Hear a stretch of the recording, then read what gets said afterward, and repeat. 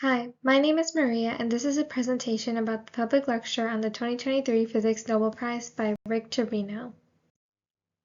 The main idea of the lecture was to provide an understanding of the 2023 Nobel Prize in Physics, which generated the world's shortest events. This Nobel Prize was awarded to Anne, Pierre, and Kratz. Through their experiments, they were able to create flashes of light that are short enough to take images of an electron's movement. Anne discovered high harmonic generation, or in other words, she discovered the effects of a laser's light's interaction with atoms in a gas. Pierre generated the first train of attosecond pulses, and Kratz generated the first individual attosecond pulse.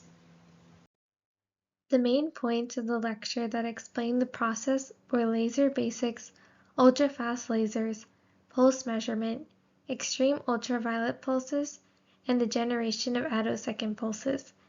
In laser basics, he discussed ultra-short pulses, which is designed to generate high intensities. An example during the lecture was an ultra-high intensity ultra-short laser pulse creating a high-energy plasma in an array of nanowires. In ultra-fast lasers, he discussed the birth of ultra-fast optics and the basics about light waves and how its color is determined by its wavelength in space, or its period in time. In pulse measurement, he discussed how the output of a typical ultrafast laser is a train of very short pulses because when it hits the output mirror, some of it emerges.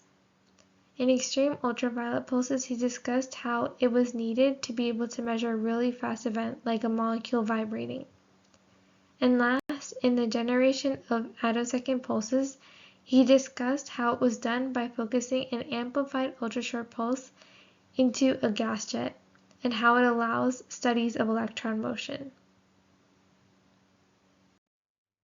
This topic was of interest to me because I want to know the significance and origin of an attosecond, as it is the gateway of much research being done now.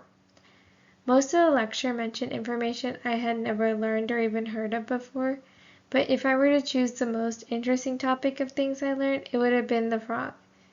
Frequency resolved optical gating. The first thing that amazed me was obviously the fact that this was created by the presenter and his co-workers, and the second thing is its components that ultimately generated spectrograms of pulses. Without his research, the possibility of an attosecond even being developed was impossible. And the only part of the lecture I had some understanding on was electromagnetic waves and the cause of their different colors. A concept not discussed in depth in the public lecture is what is now possible using attosecond pulses. So, based on some research I found, I saw that now scientists can measure how long it takes for a pulse to tug an electron away from an atom, which is a sign of how tightly it is held. We can also see now how collections of electrons move from place to place inside molecules or materials.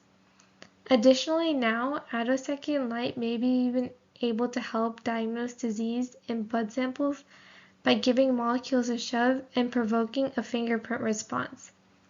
To conclude, a fun fact I found while researching is one of Anne's goals, Anne being the researcher, one of the scientists that won the Nobel Prize in Physics, is to be able to use attosecond pulses to not just investigate the movement of electrons during chemical processes, but to control them. Thank you for watching.